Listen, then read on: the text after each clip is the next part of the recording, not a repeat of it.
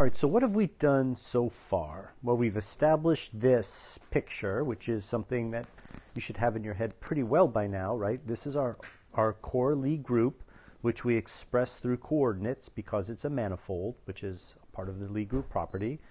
We have the analytic function, which represents the Lie group operation. So it takes two group elements and returns another group element. And then we have the geometric group, and the characteristic of the geometric group is that, or I should say the geometric space. I don't want to call it a group because a group is necessarily a group, although it may be a group in some sense. This is a geometric space that just contains elements that can be transformed, and each of the transformations between one element and the next, or between one coordinate system and the next, or whatever the transformation is in this geometric group, these transformations are actually represented by the elements of the Lie group. So each element of the Lie group represents some kind of transformation over here. And that function that takes a Lie group element and a geometric space element and executes the transformation is given by this function f. And then we learned that once you have this all set up, we can take functions that are functions whose domain is the geometric space, and those functions will have a certain form based on the basis of the geometric space, so the coordinate system of the geometric space.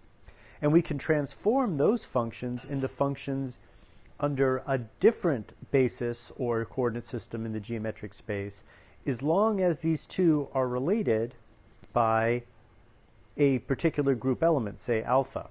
Right? If the transformation between x and x prime is connected by a group element, we can learn how to transform a function on the geometric space to its new form under the newly transformed geometric space.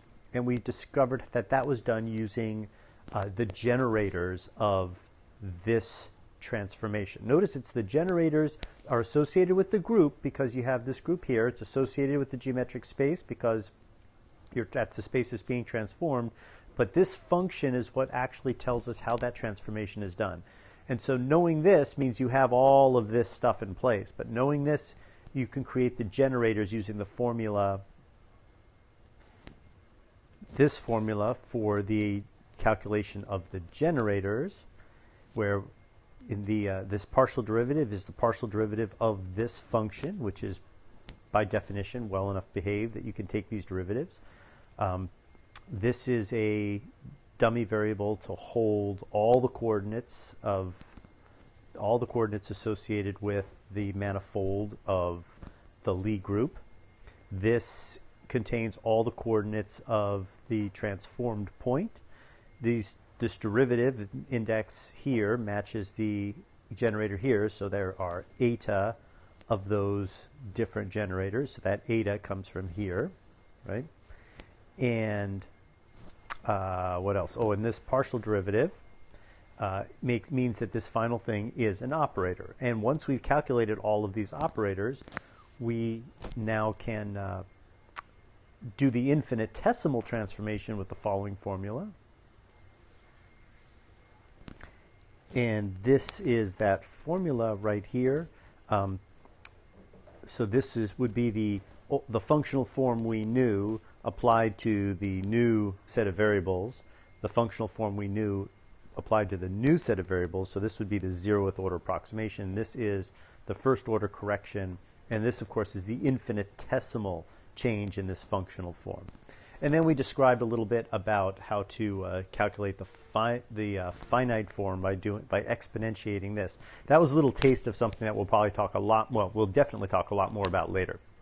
Okay, so that's fine. We did one good example working with the example group we did, but now we're going to go on to the next important topic here, which is the infinitesimal generators for a Lie group itself. Because notice this geometric group has to be present for any of this to make sense, because you need this function f.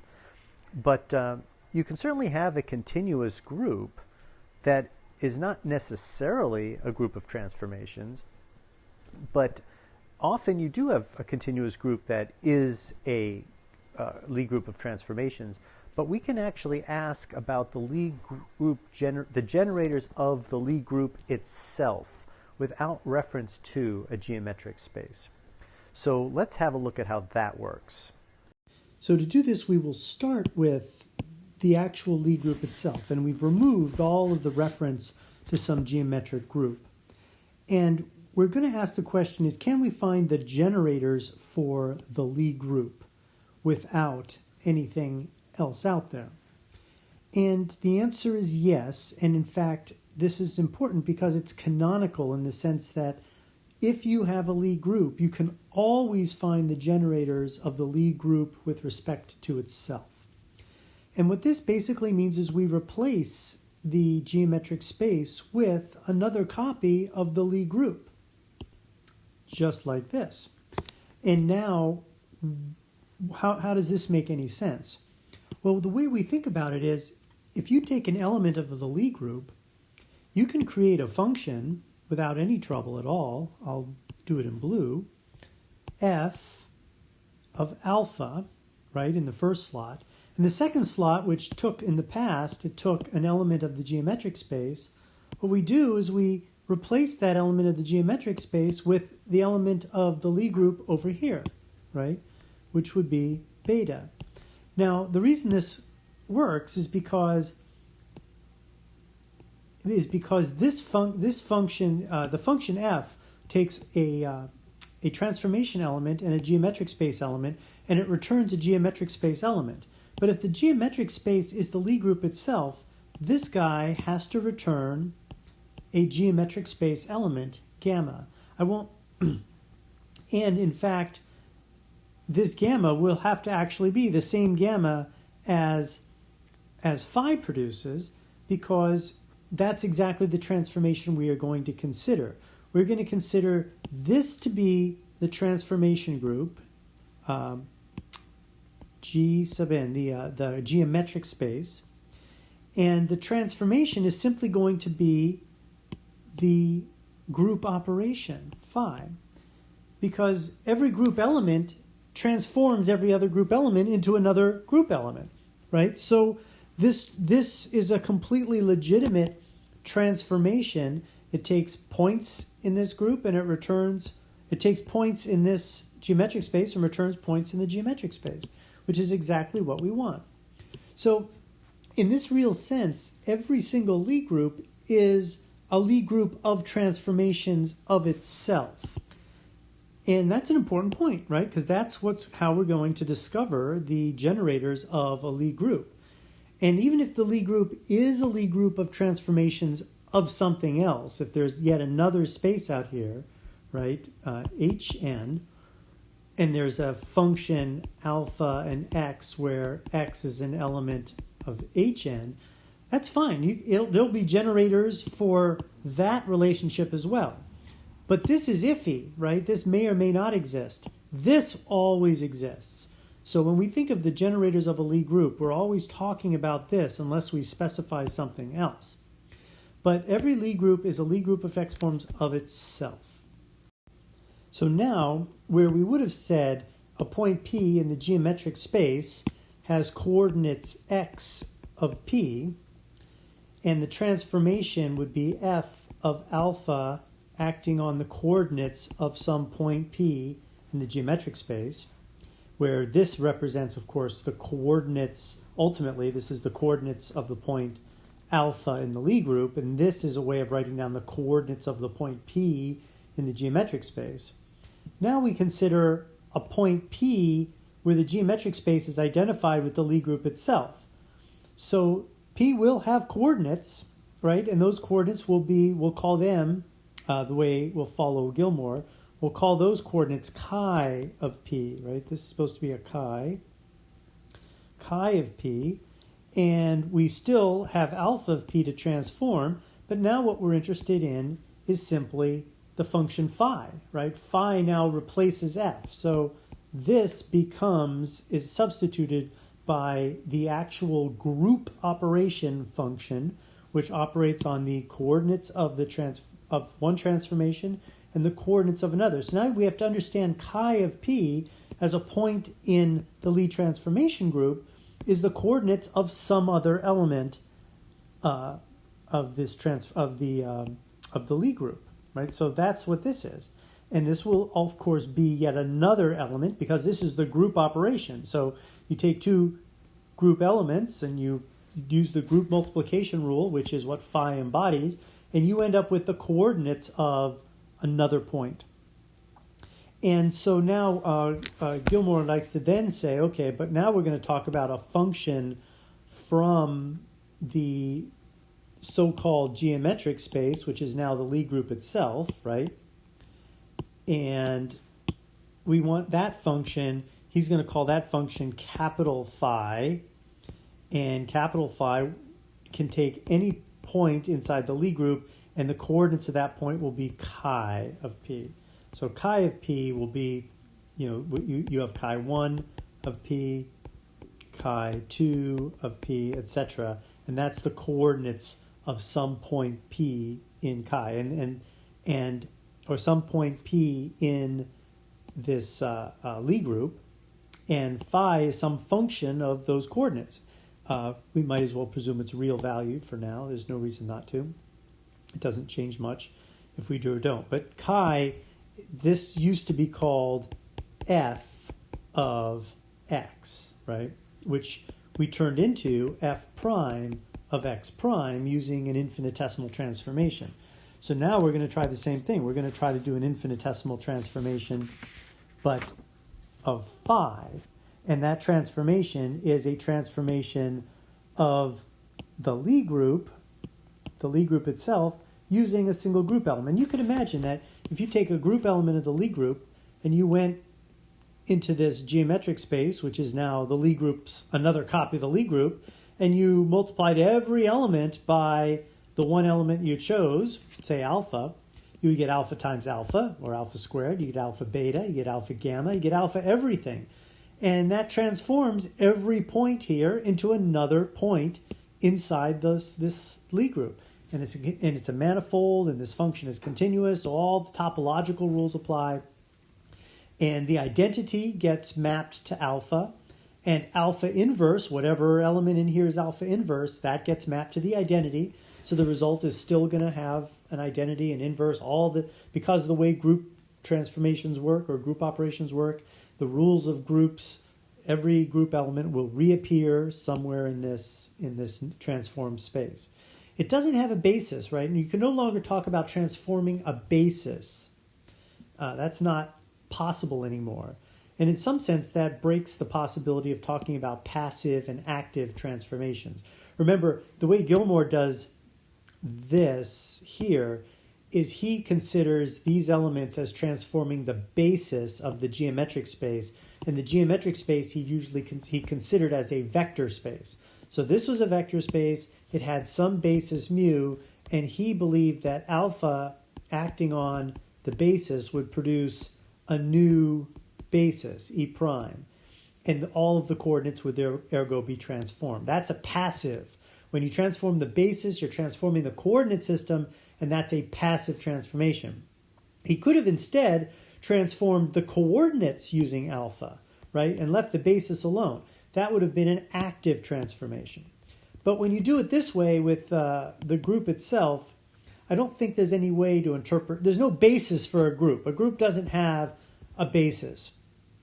I mean, there's some question about, I suppose, the way you map it onto this coordinate system, these guys could be considered, but that's not really what a basis is. That wouldn't be a basis changing the charts in a manifold, that's not a basis transformation. But it does change coordinates. But the idea here is everything here would be, I think you would say this is automatically sort of an active transformation because you're transforming one group element into another. Now, what you could say, I suppose, and this is actually Gilmore comments on this, so I might as well flush it out. You could say that the coordinates of point P in the prime system is equal to the group operation of alpha acting on the coordinates of P in the unprimed system. And what this would be saying is that if this is your Lie group and here's your point P, its coordinates are xp in R eta, right? Its coordinates are, chi, I shouldn't say xp, chi of p. So it gets some coordinate right there. But then you transform it by alpha to some other point. Well, that point has a different coordinate, right? And that's what this is. So you consider that as some sort of coordinate transformation, in which case, look, I don't think passive and active really speaks strongly here, but you're changing the coordinates, I suppose. So that would be that's what I was saying before. It's sort of an active transformation. All right, so let's see how Gilmore writes this all down. Here's the notion, right? The geometric space becomes the topological space, and this is the topological space of the Lie group. That's what this represents right here. And then he writes down just what I wrote down a little earlier. The transformation function of the Lie group of transformations is replaced by the group operation, where you have the coordinates of sort of the target element and the transformation. And this is, remember, shorthand for the coordinates, right? I keep saying that, but nobody seems to object. Nobody seems to object when I repeat things. Let me make this a little smaller. So this is phi of alpha coordinate 1, alpha coordinate 2, ... to alpha coordinate eta. Now, in this case, we no longer have n because we're using the Lie group, the topological space, which has eta dimensions. So now what goes on the next set of variables is chi 1. I will suppress the p and I'll just write chi, right? So chi 1, chi 2, ... to chi eta, right? So now you have two eta variables for this function, which you always had before, but now it's serving this duty as well. And then, like I pointed out before, the function the general function. Remember, this could be any function, any function, as long as it's analytic, right? As long as you can write it as a power series. And that's the strength of this. That's what everybody's wondering about, is how do you transform these functions given the transformations of the underlying space? And we replace that function just with this new notation. I'm not sure you actually need to do this, right? There's no benefit. There's nothing special about this phi. You could have left this one as f if you wanted to. Anyway, but the old rule for the infinitesimal generators used this f, but now we can substitute for x prime, right? We can make the substitution x prime with now chi prime, right? And beta is still beta, but f now becomes phi, right? And where f in the past would have gone from 1 to n of the geometric space, well, now n is eta, so it goes only to 1 to eta, right? But otherwise, everything else is the same. You're still setting beta equal to 0, and you still end up with an operator, and you're still dealing with the transformed independent variable here, which is now phi. And importantly, we know that because we're dealing with a Lie group, and this function always gives us a real positive result, we know that none of the transformations, alpha and beta, is going to yield. It's all non-singular, right? Which means the determinant of this thing has to not be 0, right? There's a sort of the lambda mu, which, by the way, are the same, right? We can talk about the determinant because we know that lambda and mu have the same dimensionality, right? Mu goes up to eta and lambda goes up to eta. So this is a square matrix, and it's non-singular, so this determinant does not equal 0 for what it's worth. And then we go back to our example, right? He loves this example, and it's a pretty good example. I've learned to like it also, meaning that when I say I've learned to like it, it means that going through it, I found it edifying. Right? I've managed to learn the subject through this example quite a bit. The elementary part of the subject is going to get a lot more interesting in a minute, or in one of these very soon upcoming lectures. But we know how the first coordinate of phi is calculated, right? And we're now using the parameterization that we've that put the origin of the group at 0, 0, right? So that term's, it used to be b1, x1 as a product, but because we're doing this exponentiation thing, it becomes a sum. And we know how phi 2 works, so we can calculate all of these different, all of these, right? We can calculate all of these derivatives. And now notice that we have lambda, lambda. We have lambda 1, chi prime 1, and lambda 2, chi prime 2. Those two have to be summed over, right? So we might as well calculate every combination, which is phi 1, beta 1, phi 2, beta 1, phi 1, beta 2, phi 2, beta 2. Don't take this matrix thing too seriously. He's just trying to show 4 calculations together, right? And then it's evaluated beta equals 0. And of course you can see this. For example, if we let's do this one here, phi 2 divided by phi 2 derivative with respect to beta 1.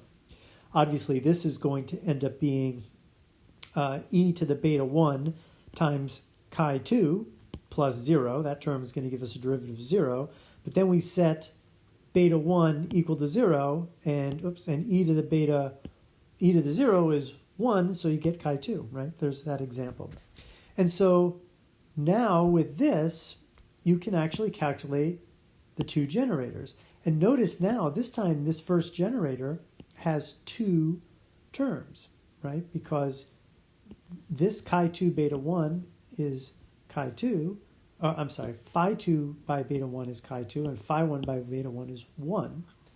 And when you substitute those two derivatives into this expression, including this negative sign, and getting that operator, you actually get a generator that has a sum of 2 terms. So here you're actually exploring a little bit the sum of these expressions, right?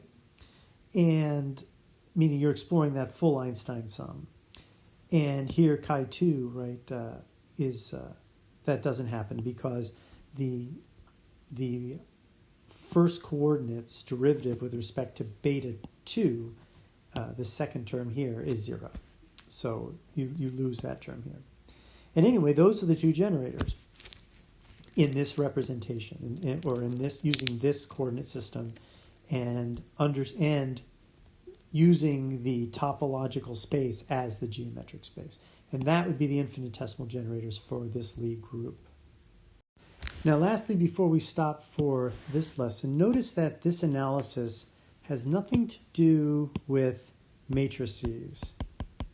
Now, despite the way he put this in sort of matrix form, we are not treating this operation as a matrix operation using a 2x2 matrix representation. Remember, the 2x2 matrix representation in this form went e to the alpha 1, alpha 2, 0, 1, right? That was how we made our matrix representation of this particular Lie group, right? And when we did that matrix representation, then we use a 2x1 column vector to represent the various group elements. So we now want to talk, the next thing we want to talk about is when our Lie group is a matrix group. When our Lie group is an actual matrix group like the classical groups we discussed, or this representation of this group, what do we mean by generators in that case, and how do we calculate them? And that'll be for our next lecture.